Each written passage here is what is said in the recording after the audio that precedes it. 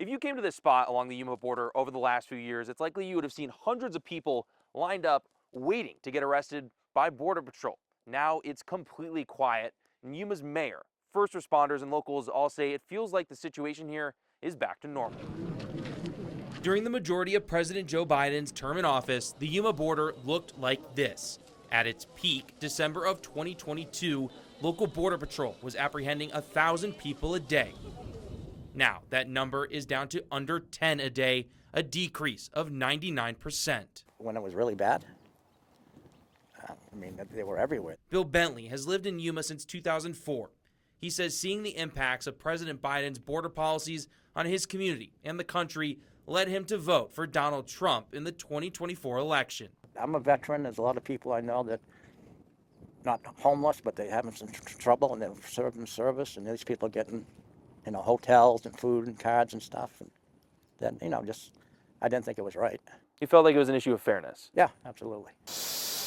In Yuma, released asylum seekers received humanitarian assistance from a local nonprofit and free transportation to the Phoenix airport. They then may have received a free place to stay depending on their final destination inside the U.S., paid for mostly by taxpayers.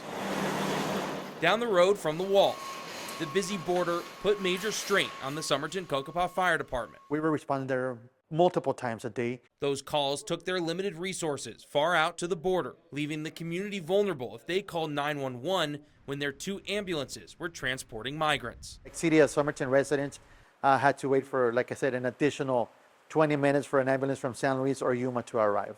And since President Trump took office, this year you've had 0 calls relating to migrants at the border. Correct. 0 calls relating to migrants, yes.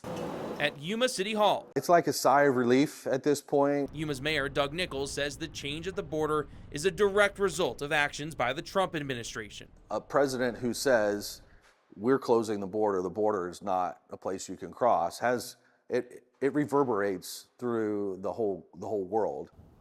And numbers did begin to decline when President Biden signed an executive order limiting asylum access in June. But the numbers have even further decreased since January. The actions have led to concern migrants who do need help now are not getting it from the U.S. If people truly need asylum, our country needs to be there for that. Still, Nichols believes the current policies are the right ones. You have to first establish border security before you can then talk about fixing things. Even though numbers are down now, he hopes the federal government and Border Patrol use this time to prepare for whatever comes next. Those things are real that impact our community. And if we're going to wait for them to be an issue again, we're going to be years behind, no matter who's in office. So that's definitely something that I'm continuing to push for. Mayor Nichols did declare a local emergency due to the situation at the border in December of 2021, and it's still in place. He told me he's looking at lifting it very soon. Reporting in Yuma, Adam Klepp, ABC 15, Arizona.